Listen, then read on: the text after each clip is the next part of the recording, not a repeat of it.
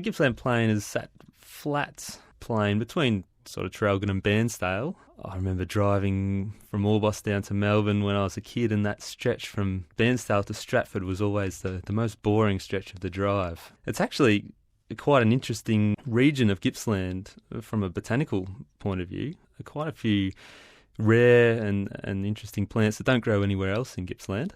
And it's probably not the part of Gippsland that first springs to mind if you're thinking of going somewhere to look at wildflowers or the natural environments in general. It's pretty heavily cleared and developed for agriculture, which has been good for humans, but not so good for some of the plants that live there. And the result is that there's a lot of quite rare and threatened species that occur on the Gippsland Plains. Marc, can you visually describe what the Gippsland Plain looks like so we've got a picture in our minds? Before Europeans arrived, it would have been a large tract of sort of open grassy woodland. The main tree that grows throughout the area and still is quite prevalent in a lot of farm paddocks is the Gippsland red gum, which is Eucalyptus terreticornis. And so it would have been a fairly open area. And I think there's notes in the early explorers' journals of the Gippsland Plains being quite nice and pleasant to walk through because it was so open. The grasses are a real feature of the Gippsland Plain. Plants like the kangaroo grass, which is Themata triandra, are quite widespread and dominant and provide the main structure for the understory throughout that area.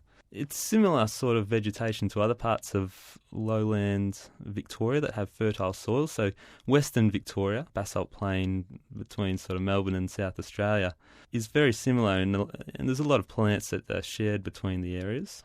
The Gippsland Plain has really suffered, or that the plants that grow or used to grow in the Gippsland Plain have suffered a real decline since Europeans arrived.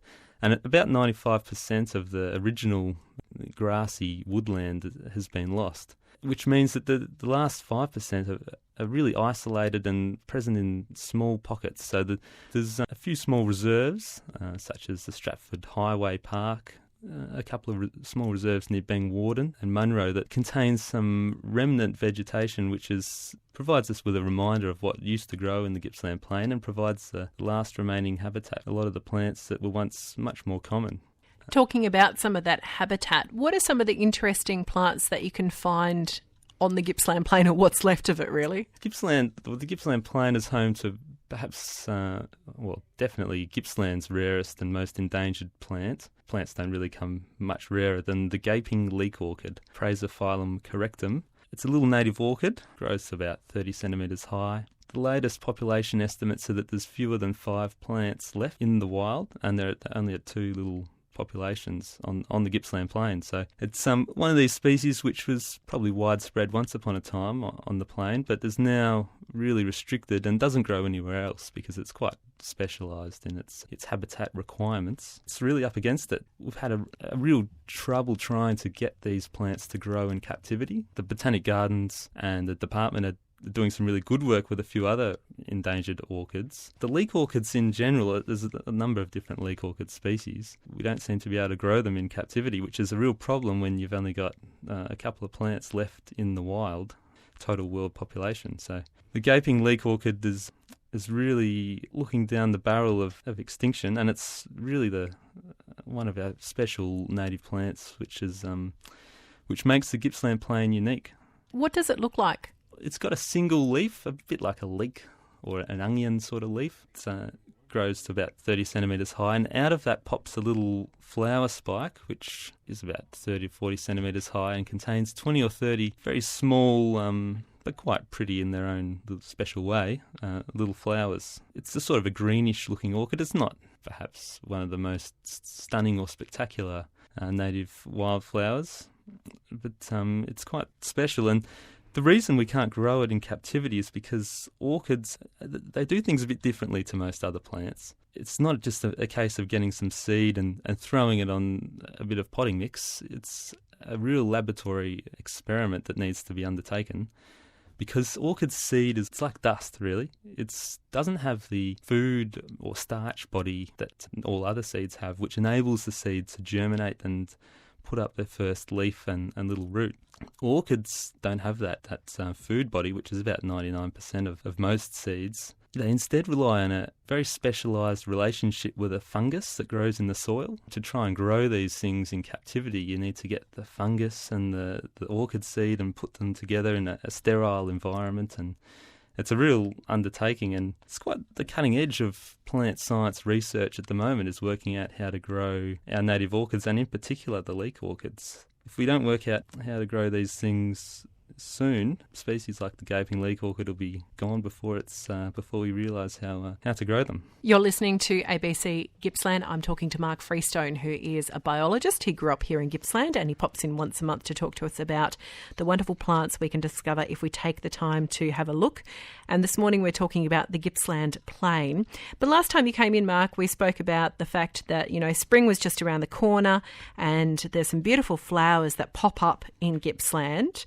We're getting a bit closer to spring, so what could be flowering now? Full of anticipation this time of year for Yippee! Botanists. Yeah, it's a few species flowering everywhere at the moment. One of my favourite species is the purple coral pea, otherwise known as the happy wanderer, a Hardenbergia violacea, and it's a scrambling native pea that has these beautiful sprays of purple flowers, sort of clusters of 10 or 20 purple flowers. And it grows throughout Gippsland, particularly in the lowland areas, any sort of low hills. It's quite widespread, but never really abundant. But it's a beautiful plant. There's a group of plants called the sundews. They get up and about early in the season. These are some of Gippsland's carnivorous plants. Carnivorous plants? Yeah. So they like to munch on a bit of protein? Exactly. They often grow in soils that are quite nutrient poor, and so to supplement their daily intake of nutrients, they have leaves that have developed a special little glue on the end of their leaves, and they attract little gnats and tiny little flies and stick them with this glue and then digest them. We can see those here in Gippsland. Yeah. They're very small. You'll have to look right down just on the surface of the ground. But anywhere, particularly places with sort of poor nutrient soils, like sandy soils. I think we've got about 9 species of sundew. They're up and doing their thing right at the moment. And where are the best places to go and check out some of these amazing plants we have here in Gippsland? A few good spots this time of year. We were talking about the Gippsland Plain. A lot of the best wildflower displays are still a few months away on the Gippsland Plain. Now is a good time to have a look at the area called Providence Ponds Flora Reserve, which is a little outlying patch of sandy soil between just east of Stratford, between Stratford and Bairnsdale there. And the sandy soils, because they dry out a bit quicker, a lot of the plants that grow on those sandy soils flower a bit earlier. So there's some really interesting Banksia woodland in the Providence Ponds Flora Reserve, and a few native peas, and a lot of wattles are still flowering at the moment. So that's a great spot to go, as is Bunyip State Park. There's a great walk called the Buttongrass Walk around Bunyip State Park, and that's a good spot to have a look at for some sundews at the moment. Those protein-loving, meat-eating plants. Yeah.